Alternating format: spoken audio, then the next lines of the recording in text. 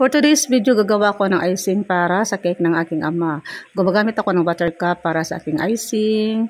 Gagamitin natin yung mixer. And then, lagyan natin siya ng sugar powder para maging matamis at malasa. Ayan, ikot-ikot lang tayo sa ating mixer. Then, kunin natin ang ating lalagyan ng cake. Ilalagay natin muna ang palaman na icing. Then, first layer ng cake, palaman ulit. Then, lalagyan natin ang second layer ng cake. Ayan mga guys, babalutin natin yan ng icing ang buong cake.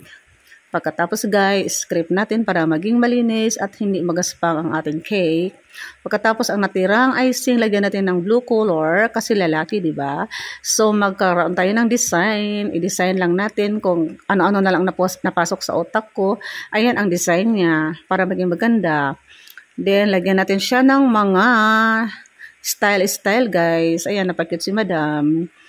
Then pagkatapos, ayan, meron siyang pangalawang patong ng ating design. Lagyan natin siya ng mga edible balls, mga silver balls, at saka merong mga kulay blue na balls.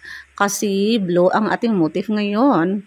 Pagkatapos guys, lagyan natin ng name niya. Using the photo paper, nag-print ako. Linagay ko ang kanyang name. Ayan mga guys, yan ang aking finished product.